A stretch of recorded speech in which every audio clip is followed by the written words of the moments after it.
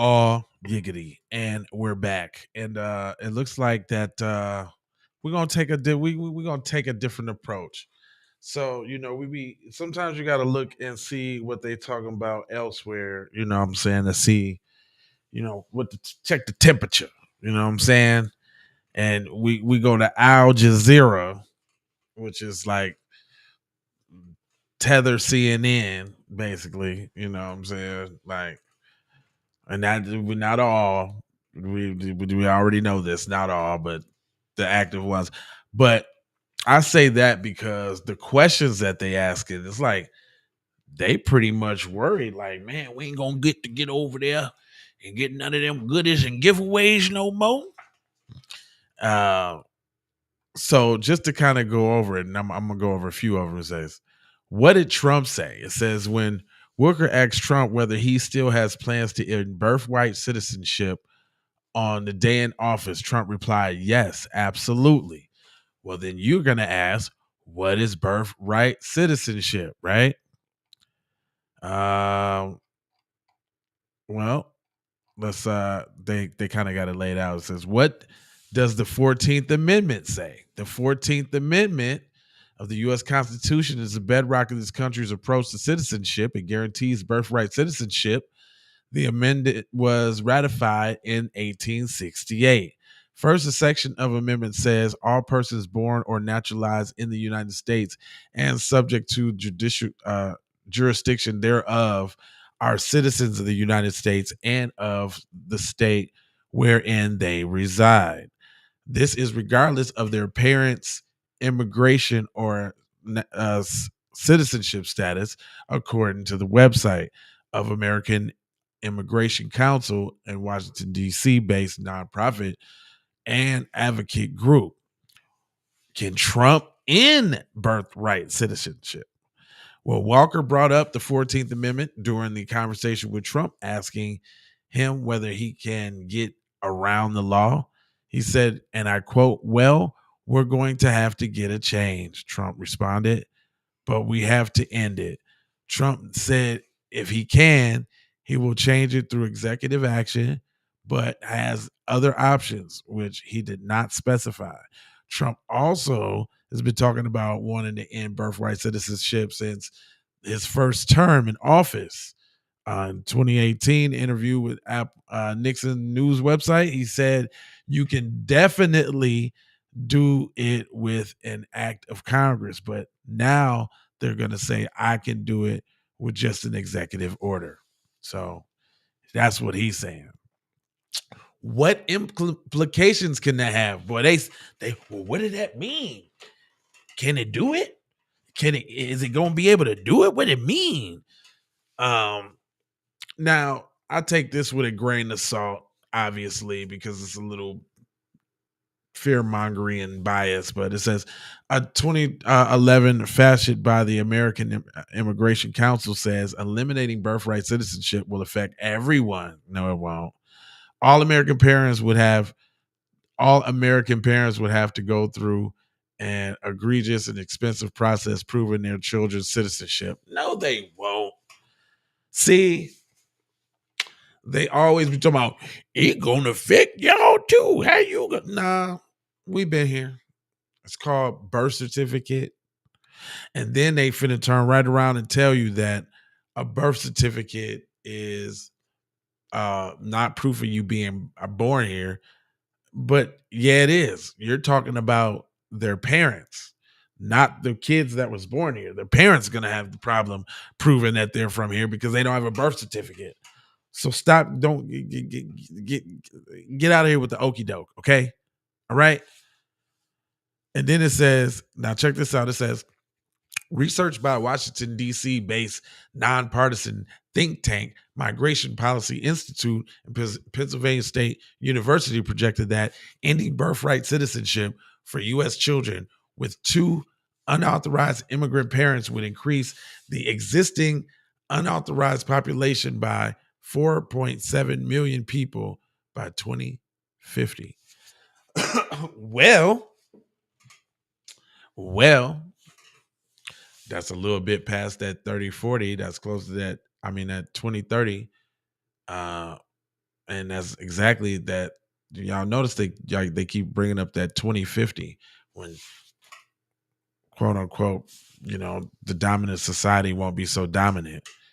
Um, but and fam, guess what? You shouldn't have came over here and tried to have an anchor baby thinking it was cool and they was gonna let you ride and slide. You thought it was good. See, and then it's the other flip side of that too.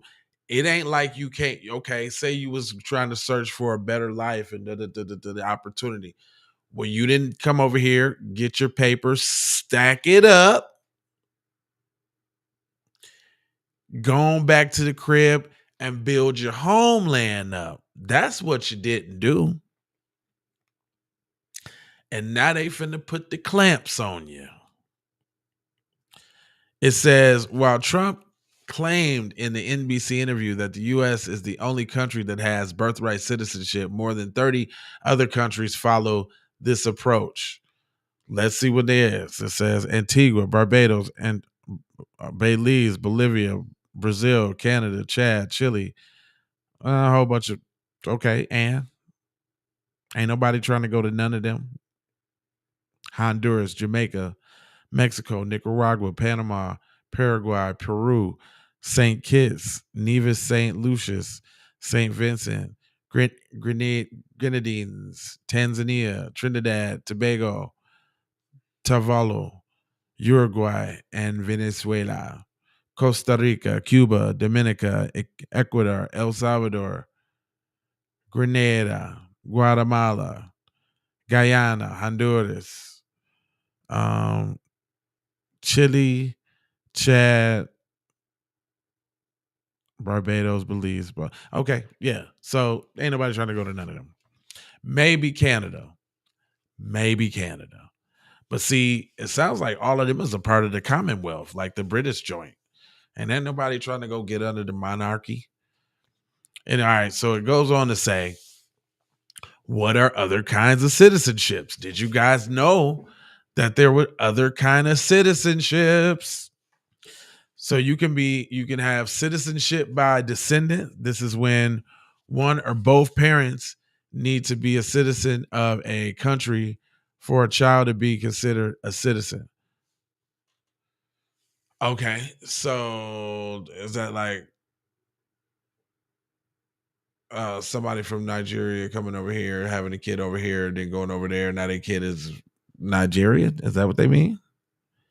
It says most countries offer citizenship by descent. Being born within a territory of the country is not requirement to obtain citizenship by descent. Okay, boom. Citizenship through naturalization. This is when a foreign-born resident of a country can obtain citizenship after spending a certain period there and fulfilling a set of certain criteria, usually involved in affecting, providing that they have assimilated into the culture. Different countries have different criteria for naturalization. The U.S. offers this type of citizenship too. So that's what they're trying to do. Excuse me, y'all.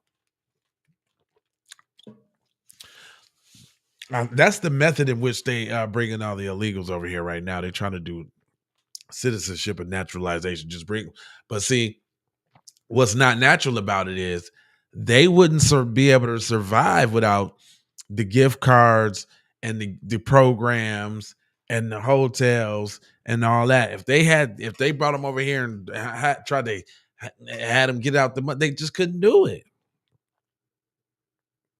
So it's manufactured and engineered. Believe them, they ain't spending that money on no reason, and that's to soak and drown out the black voice. What little left if we don't get on code, more of us, and get politically savvy about what's going on.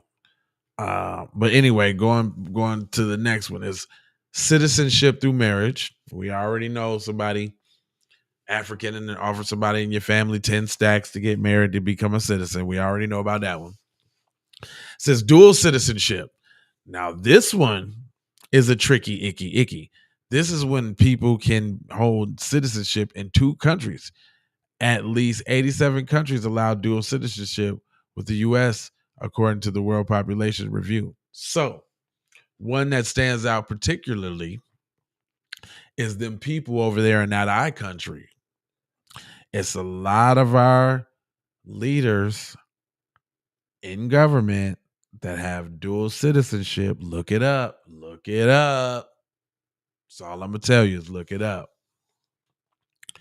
It also says citizenship by investment. This is what African countries want us to do when we come over there, because we don't get none of the other ones. They so quick to tell us that we African, we ain't got our own country. We came from Africa.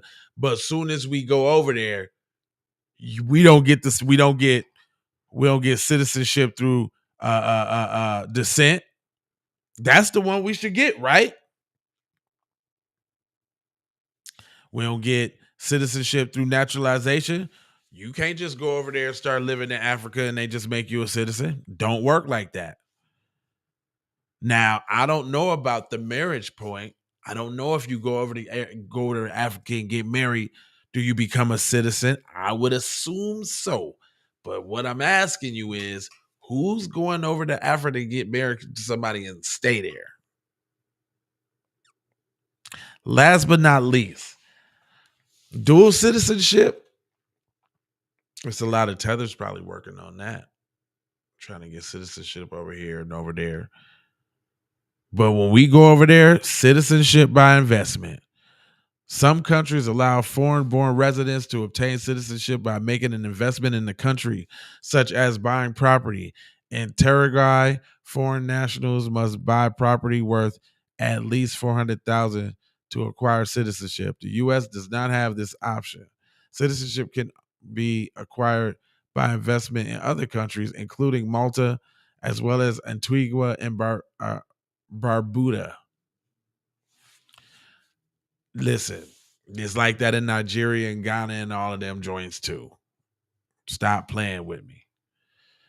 But that's what they want to know, man.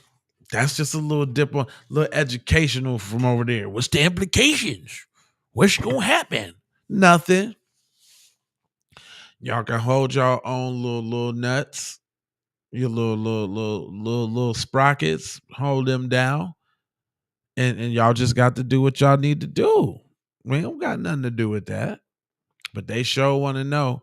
But just so y'all know how these people is coming over here and what the stakes is, and now that you know, now you know it's not like a one-off. It's not like a coinky dink that all of these people is flooding over here. This is engineered, manufactured, funded.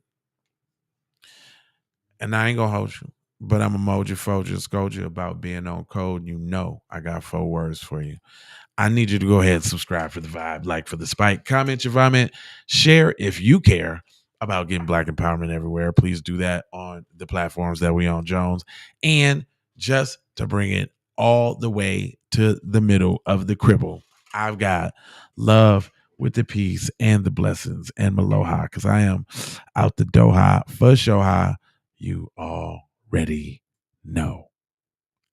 Yickadarius.